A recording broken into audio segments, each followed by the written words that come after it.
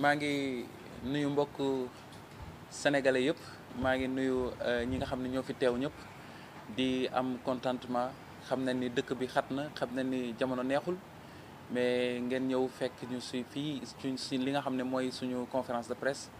et ku ne xam ne lu ñu fi indi nag li tax ñu dajaloo tey mooy que ni dañu jëm ci événement boo xam ne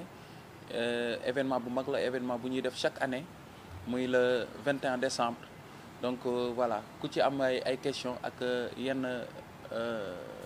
question yoo xam ne bëgg nga ko laaj artiste bi ak ñi nga xam ne ñoom laa toogal ñu commencé tàmbali bismillah wala du noonu waaw. maa ngi nuyu salaamaaleykum kan maa ngi lay nuyu di la ziar et puis aussi di la féliciter ci liggéey bu am solo bi ak li nga xam ne moom professionnalisme bi alors ñu gis ne chaque année yaa ngi def soirée de gala di ko def di ko sargal benn autorité wala kenn koo xamante ni da nga ko ci defal sargal mais dañuy gis ne chaque fois doo privilégier communication lan moo waral loolu. waaw c'est vrai raison pour laquelle cette année ñu opté def conférence de presse je pense que c'est pour la première fois ñu def conférence de presse wax li nga xam ne ci ginnaaw soirée yi nga xam ne moom la ñuy def am na yu bëri yi nga xam ne ñoo ngi koy def xam nga donc boo xoolee peut-être public bi soirée rek lañu gis mais ñu ngi def ay tout ce qui est social derrière et que jot na tey sénégalais yi xam ni que ni en tant que artiste en tant que porteur de voix du question ne rek dañuy def ay soirée rek daal di teg on fait aussi des actes yoo xam ne c'est très important mooy li nga xam ne dafa jëm ci social et bu ñu defee social aussi wane ni aussi que ni ñun fii leen toll ci suñu carrière c'est très important donc tey li mbëbët conférence de presse bi mooy que ni c'est vrai que ni avant on prenait à la légère li nga xam ne mooy communication bi et loolu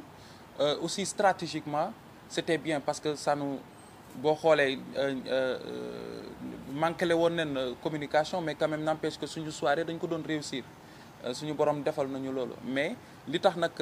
cette fois-ci ñu bëgg vraiment affaire bi tas ñëpp jot ci mooy que ni dafa jot rek dafa jot que ni nit ñi il faut ñu xam que ni li mooy mbëbëtu li nga xam ne mooy soirée anniversaire bi ñu def chaque année. alors da nga wax volet social quand tu parles de social social bi ci ban fànn la ça veut dire lépp lu am ci soirée bi da nga koy jox maison caritative yi. jox ko prison yi da nga koy jox ci orphelinat yi ak ci ban pourcentage ngay joxee xaalis bi ak ñu gis ni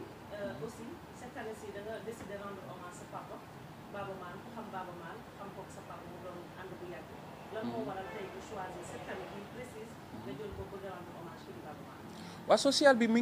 ngi tënku ci lépp bon mais nag dans un premier temps on a démarré li nga xam ne mooy le poste de santé de l'unité 16 poste de santé bi nga xam ne ça porte le nom de mon feu père Mbassou Niang et suñu borom dimbale nañu depuis boobu ba tey nag lu ñu am as tuut loo xam ne gagné nañ ko ci bénéfice mu néew dinañ ko jël jébbal ko ñi nga xam ne ñooy waa poste de santé bi récemment nag on était là-bas et ànd ak ceek ñi nga xam ne ñooy samay partenaire mooy la Matidi jox ma ay matériels yi nga xam ne ay jumtukaay yoo xam ne ñoom amoon na leen solo te yemuñu foofu parce que ba ma leen yóbbulee li nga xam ne mooy ay matériels yi nga xam ne ay jumtukaay yoo xam ne ñoom dinañ ko mën a utiliser ils se sont déplacés ñëw ba foofu xool ne que ni poste de santé bi war nañ ko gën a mën a améliorer war nañ mën a xool nuñ ko gën a équiper et que yooyu tamit ñu ngi ci tànk yi.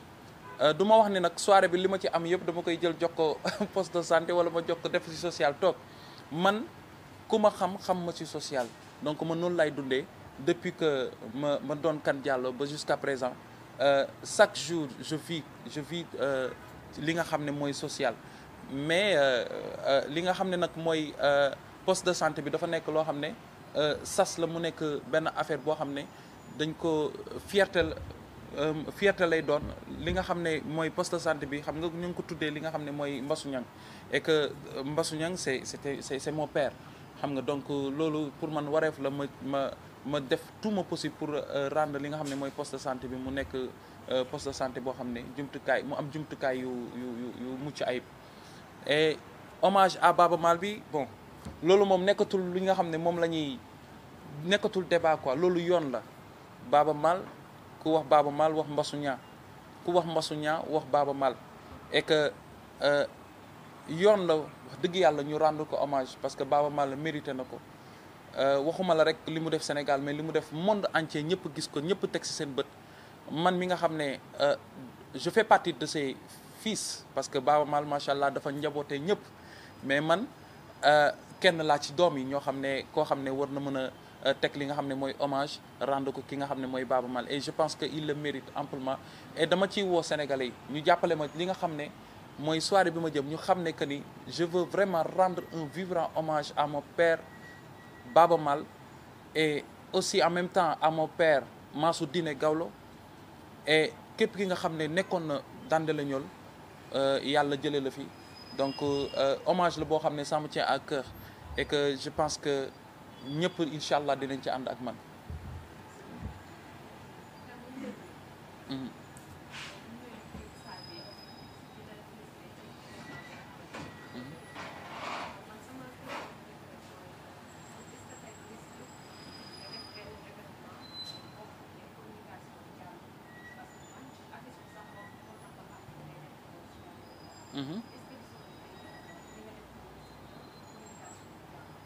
Mais non du risque parce que bii mooy suma 4e édition bii mooy suma 4e édition la première édition était au King Fahd Palace l'entrée c'était à 50 000 francs et les tables étaient à 1 million et 500 000 francs mu fees dell macha allah def naa ko defaat ko defati ko bii mooy 4e édition et j'ai pris la décision tout récemment de faire ce conférence de presse pour juste gën a mën a lancer li nga xam ne mooy promotion bi mais quand même pour xamal que ni nit ñi que ni soirée bi am na yeneen affaires yi nekk ci ginnaaw et amul risque man lépp lu may dugg dafay leer nañu parce que bon c'est vrai que ni am na ñoo xam ne bëgg nañ di ñëw sama soirée en discret am na ñoo xam ne bëgguñu mu siiw mais am na ñoo toll naa foo xam ne aussi war naa mën a jël soirée bi franchement wanale ko ñëpp ñu gis ko c'est important.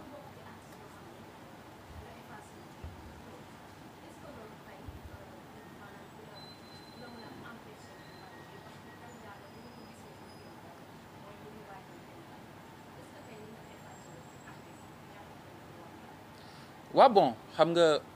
dafa am ñoo xam ne yéen li ngeen tàmm ak man li ma tàmm moi je suis un artiste boo xam ne peut-être noonu la ma yàlla bindee bon je fais mon chemin et que maa ngi sant yàlla bu baax a baax a baax a baax a baax je pense que peut-être Sénégal man parfois je me pose cette question-là lu tax mooy que ni damay gis parfois des artistes de renommée internationale nekk ca bitim réew wala ñu nekk ay ci sous-région bi man di ma woo di ma soxla c'est un peu je peux pas l'expliquer loolu je peux pas l'expliquer je suis pas à l'abri je fais mon boulot comme il se doit mais nag bon xam nga sénégalais dafa am lu ñu baaxoo dafa am loo xam ne ñoom ci lañ ne mais nit ku nekk ak bon ak ton chemin ak façon bi ngay toppee sa carrière et moi personnellement franchement je pense que je le fais bien léegi nag bon Sénégal lañ nekk waaye Sénégal lañ nekk man bëgg naa ci baal ma bëgg naa ci dolli benn petit mot rek ci li mu wax asalaamaaleykum man Abdou Ba laa tudd ñu may wax Abdou Iris je suis réalisateur manager audiovisuel et voix off et j'aide dans l'équipe de Kane Diallo je reviens juste un tout petit peu sur la communication mooy système bi question bi mu posé ak yow di remercier aussi la presse présente ak ñi fi nekkul ñëpp parce que xam nañ ni xat na lool et vous aurez pu être ailleurs mais vous avez choisi d'être là donc dans la communication justement c'est pas parce qu'une chose est tendance que forcément un artiste doit suivre cette tendance dans la communication encore une fois man li may tàmm di wax gis-gis la ça peut être un parti pris bu may jël recul rek dinaa ne est-ce que artiste bi mi ngi répéter comme il se doit est-ce qu'il fait ses émissions comme il se doit est-ce qu'il joue d'une manière constante est-ce qu'il organise bien ses soirées ainsi de suite parce que dafa am ci industrie bu ñu nekk am ñoo xamante ni ils le font pour du populisme am ñoo xamante ni ils le font pour gagne-pain ba pare ils le font d'une manière digne et constante et sans prétention aucune man quand je prends du recul ma xool ni Kane di liggéeyee non seulement il le fait par amour de deux il le fait parce que daf ko war a def donn la ginnaaw donn boobu mënoon na ne donn la day topp ci ginnaaw mais dafa indi benn identité bi c'est ce qui fait aujourd'hui qu'il soit un artiste qui a sa particularité et particularité boobu noonu tendance bii xew am na wala am na ñu ko imposer pourquoi pas moom d'une façon très humble et d'une façon très constante indi tendance boppam ba ñeneen bëgg ko ci mën a suivre la preuve da ngay dem Mauritanie di jouer Kane Diallo day feesal dell c'est pas parce que ñi nekk Sénégal ñu ngi jouer ak benn tendance bu ñu demee foofu dañuy feesal ay kilifa yi nekk bitim réew ñoo xamante ni c'est des professionnels de la musique pas que de la voix ils sollicitent Kane Diallo c'est parce qu'il a une particularité c'est parce qu'il a un don et au-delà de ce don il est en train de corps et âme en train de se battre non seulement pour monter en puissance mais pour donner le bel exemple à sa génération aux gens qui viendront après lui et à la suite c'est-à-dire ses aînés donc pour man la meilleure communication dans un premier temps et je pense que l'équipe partage également cet avis c'est de faire d'abord son boulot comme il se doit mais li ci nekk tamit suñu borom am na loo xamante ni da ko may doomu aadama te ku ci nekk lu mu la may bokk la li mu may sa morom moom am na lu mu ko may il est en train de faire son boulot comme il se doit te communication bu ànd ak liggéey bu sincère forcément mooy egg fenn pour ce spectacle du 21 bi ñu jëm à l'esplanade de la 2STV bu doxul woon mënoon na ko bàyyi xooli leneen mais c'est la 4e édition soirée anniversaire demain mun na doon esplanade Grand Théâtre soirée anniversaire après demain mun na doon Zénith de Paris mun na doon Palais des Congrès de Abidjan mun na doon Kigali ainsi de suite c'est que le but est de faire en sorte que le rendez-vous soit constant et de la plus belle des manières donc boo defee sa liggéey communication wu boppam moo yeggali boppam fi mu bëgg a àgg loolu laa ci bëggoon dolli salaamaaleykum. Merci beaucoup.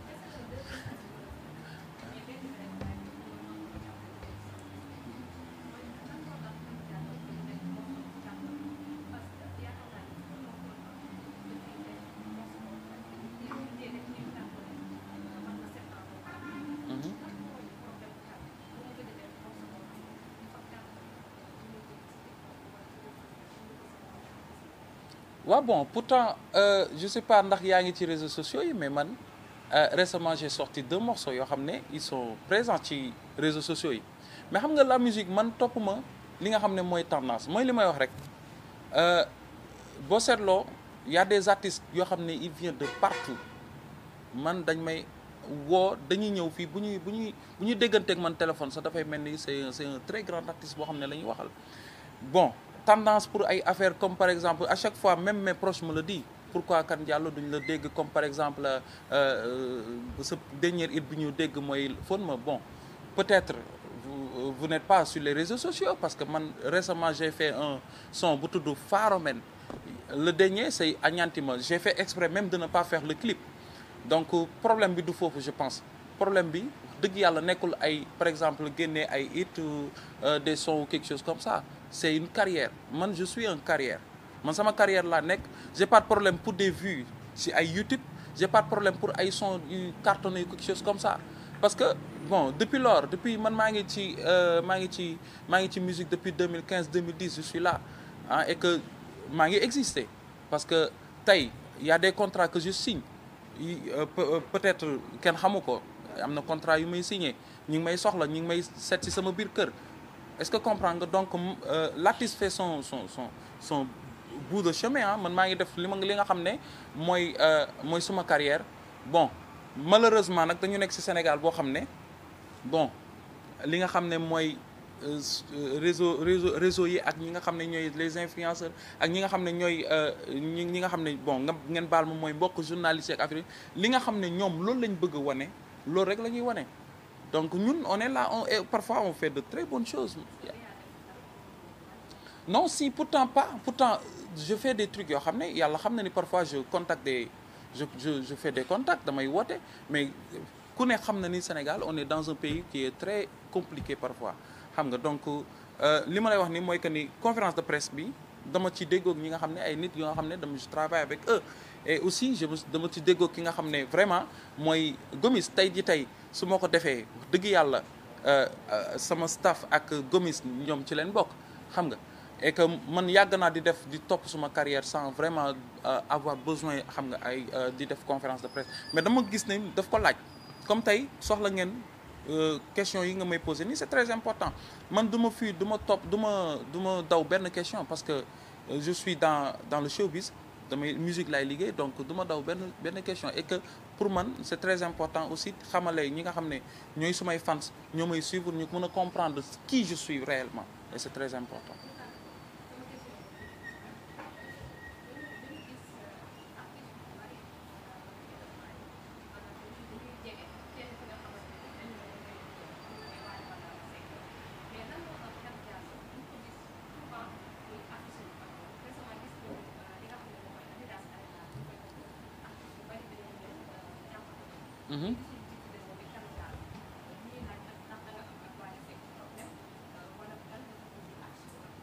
Ah non yoo xanaa tey nga gis loolu mais franchement Wally bokk naa ci artistes yi mu njëkk xam Sénégal man Wally je connais ses débuts Wally ba ma koy xam depuis 2006 la je connais ses débuts en fait sama grand frère la mais je connais ses débuts donc loolu nekkul coow maak Wally non du coow quoi nekkatul loo xam ne vraiment débat la parce que ñoo bokk papa ki nga xam ne mooy Thione man Wally damay wax ni du sama fans mon fans c'est Thione Seck Wally li ko woyloo man moo ma woyloo et que yàlla dafa def ma bàyyi suma papa dem topp papaam parce que j'aimais trop son père et son père aussi yàlla xam na ni am naa fi ay seede ba dernier moment yi on était ensemble daf ma doon woo on avait des projets et malheureusement yàlla suñu borom moo ko dogalee ni Wally c'est un frère et que récemment boole na ma ci ay projets am bon loolu du débat franchement ah mais bëri na Wally boole na ma ci projet bi mu doon def si stade Diamniadio bi jox ma ci xaalis bu bëri sama première édition soirée j'étais chez lui heure bu ma neex laay dem këram heure bu ma neex laay fëgg heure bu ma neex laa koy woo y a pas de problème mais jusque Arena Adidas bon dafa rëy dafa metti ci artiste mënul yóbbu ñëpp il faut qu'on se comprenne aussi y a pas de débat.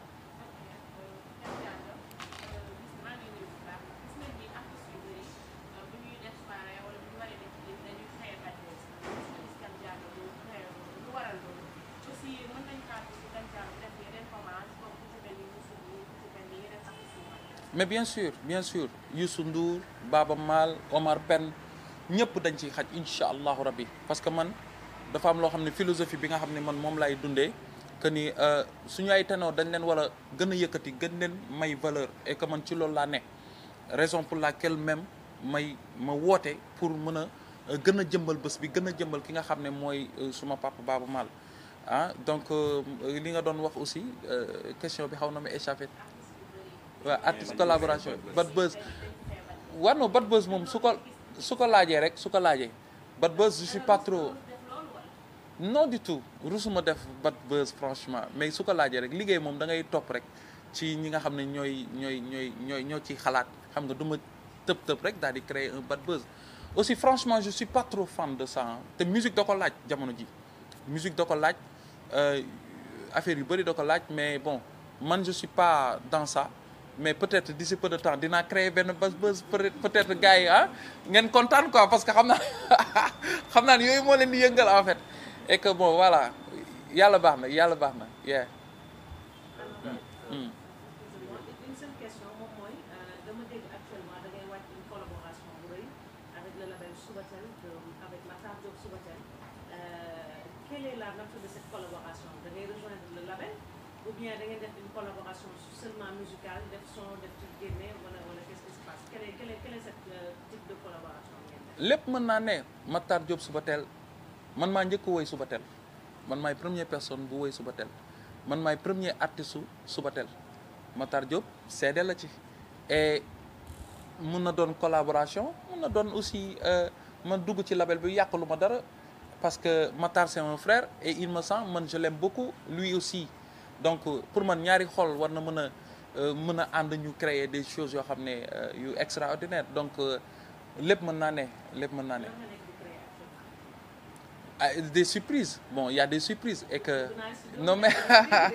il y a des surprises et peut-être bon d'ici peu de temps inchallah et je tiens à remercier ñi nga xam ne ñooy waa Subatel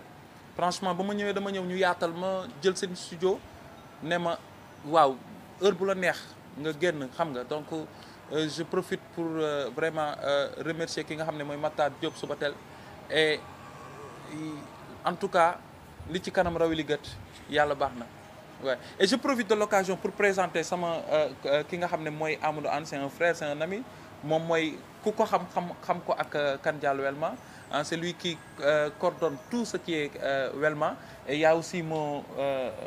frère ki nga xam ne mooy Saliou Diallo Zal, moom mooy suñu bassiste aussi, il fait partie des chefs d'orchestre de Welma. Abdou Iris ku ne xam ne moom présenté na boppam voilà, et c'est très important comme que ñoom laa toogal fii ñu présenté leen voilà. Mais Amadou Anne, tu as quelque chose à dire?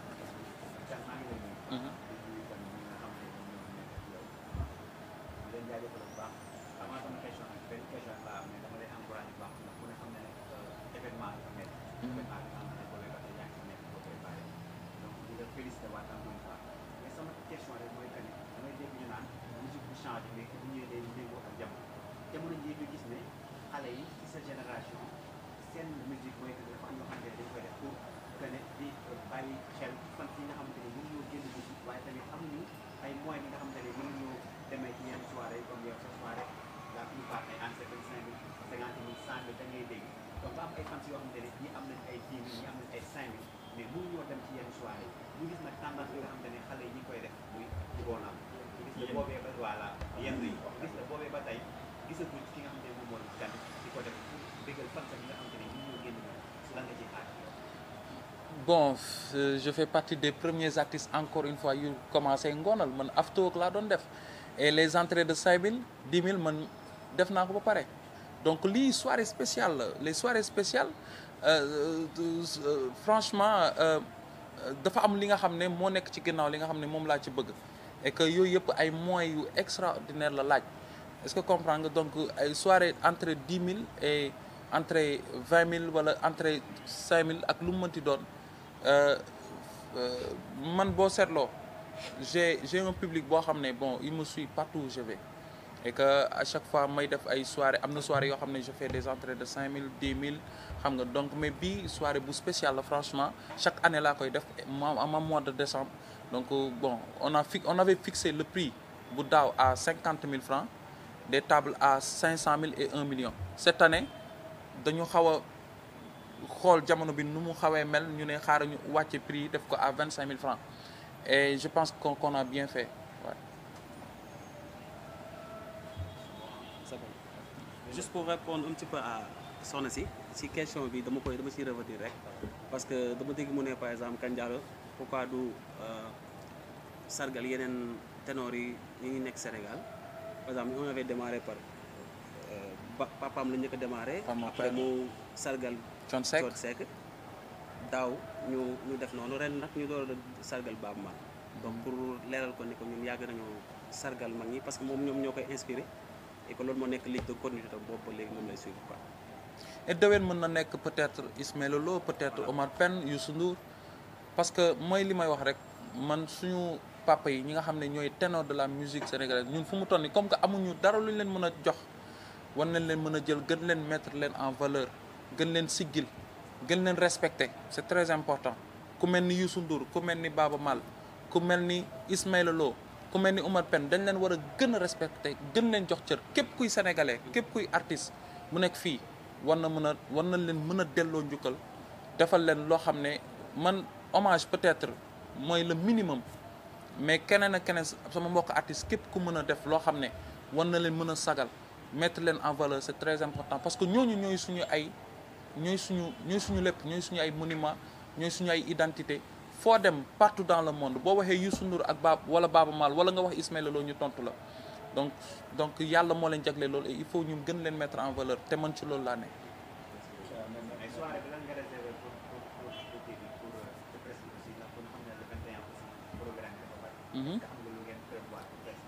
Après bi man ci yéen laa bokk man je suis un artiste mais en même temps je travaille te je suis si yéen laa bokk quoi j'ai que des amis journalistes j'ai que des amis yoo xam ne ay caméraman lañ donc yéen ci man ngeen bokk yàlla moo def loolu peut-être tey artiste bi moo toog nii mais bu ma demee suba peut-être damay xëy dem liggéey comme tout le monde et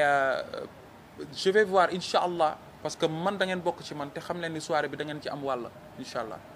mais nga tëjee featuring gis nañu Wally doon def ay featuring yeneen artistes yoo xamante ni bon comme moo tax gisuñu li nga xamante ni featuring yi nga xamante ni Wally doon na ko def wala contacté nga bañ gis nañu non chaque artiste ak choix am peut-être Wally n'a pas encore senti de faire un featuring avec moi te loolu bu jotee day am nee naa Wally moom damay wax man sama awma benn problème ak Wally et que du mës a am sax parce que man nekkuma genre boobu noonu parce que Wally c'est un frère en fait c'est un frère et que bu sentiree def featuring ak Kane Diallo